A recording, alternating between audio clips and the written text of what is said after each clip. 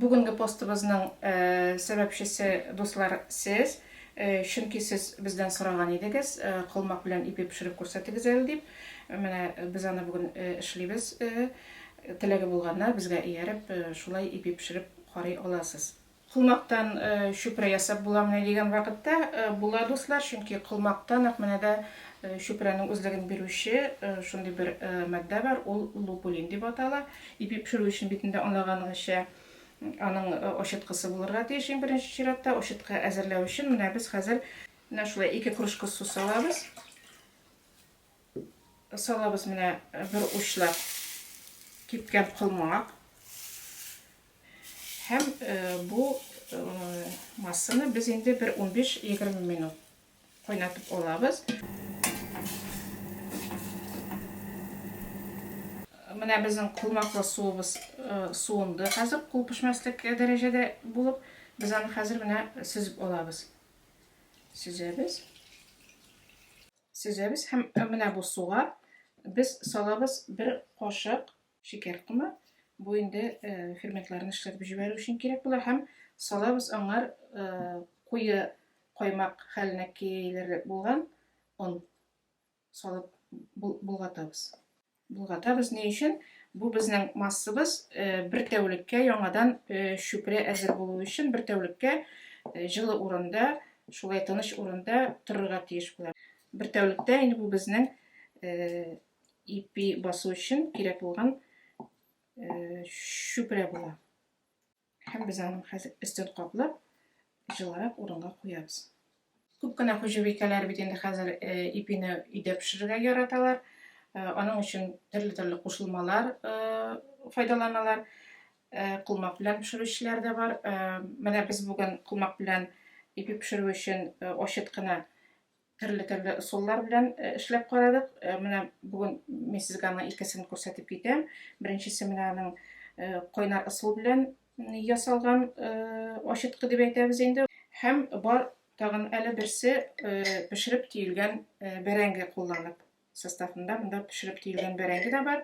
Әгәр дә сезгә кызык була икән, biz аларны ничек ясалганлыгы турында шулай ук сөйләрбез. Хәзер инде безгә ипибезне изәргә кирәк була. Аның өчен менә без бер ипигә бер кашык исәбеннән әзер ошыткыны салабыз.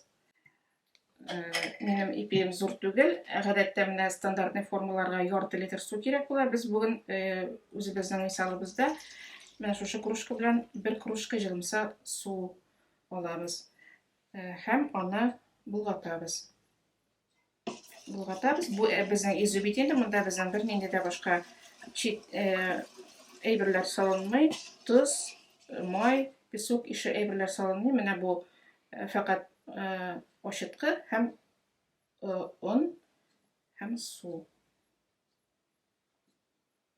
Безнең камырыбыз шулай ук сыек, каядыр сыек каймак куелыгындагы масса килеп чыгарга тиеш була. Менә шушындый куелыктагы безнең камыр килеп чыкты.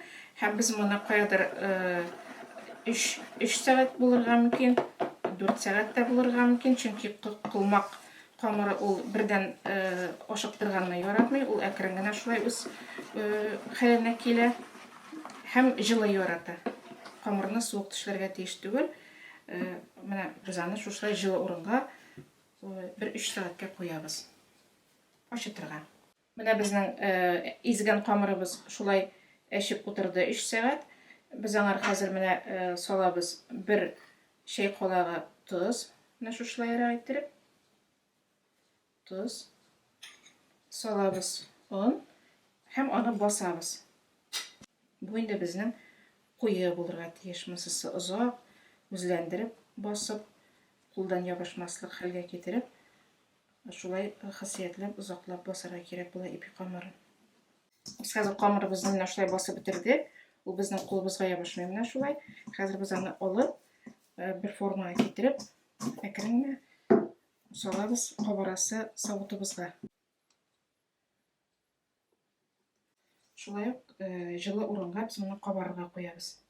Менә безнең ипиебез әзер булды, ул пешеп чыкты. Без аны 3 сәгать кабартканнан соң 200 градуслы мичкә нәкъ 1 сәгатькә куйдык.